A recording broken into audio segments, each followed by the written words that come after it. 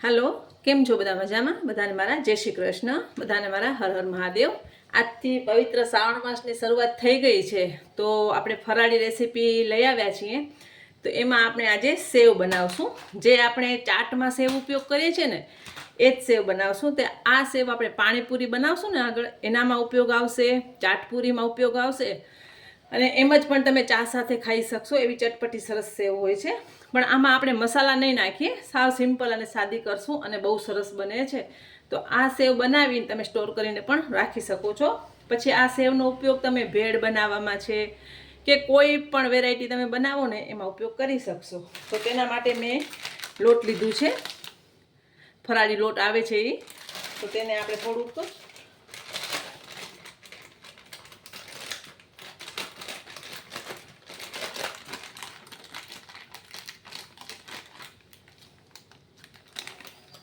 અત્યારે હું થોડીક જ બનાવીશ. ટેસ્ટ પ્રમાણે મીઠું,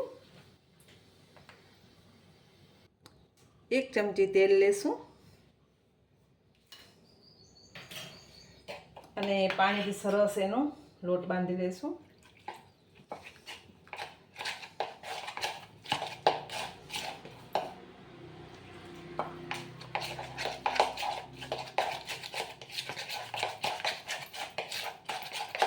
એકદમ સરસ પણ થશે, ક્રિસ્પી પણ થશે, અને આને તમે લાંબો સમય સુધી સ્ટોર કરી શકશો. કોઈ પણ ચાટની વેરાયટીમાં તમે આનો ઉપયોગ કરી શકશો.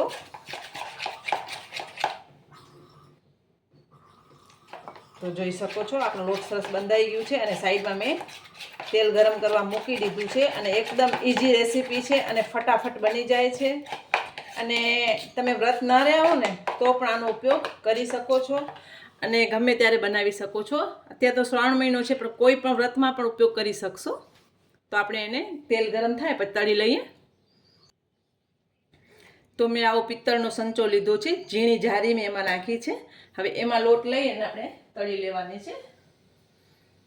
તો મેં સંચામાં મિશ્રણ લઈ લીધું છે અને આપણે સરસ સેવ પાડી દઈશું. હવે આવી જ રીતે તમે લકડિયા પણ બનાવી શકો છો, અને આ સેવને તમે મસાલાવાળી સેવ પણ બનાવી શકો છો.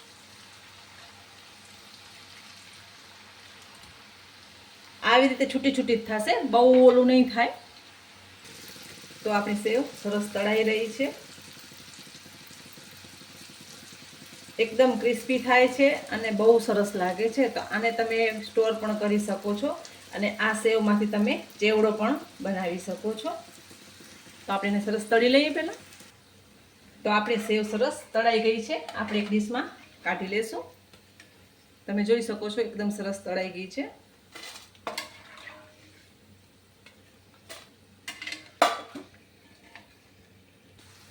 મેં તમને કીધું એમ કે આ સેવ બહુ આખો રાઉન્ડ નહીં થાય, થોડી થોડી છૂટી જ થશે આવી રીતે, પણ એકદમ ઝીણીને સરસ થશે.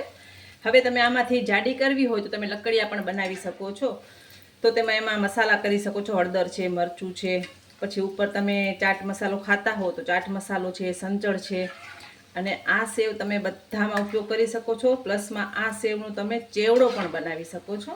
તો આપણે બધી સેવ તળી લીધી છે, તમે જોઈ શકો છો એકદમ ઝીણીને સરસ થઈ છે.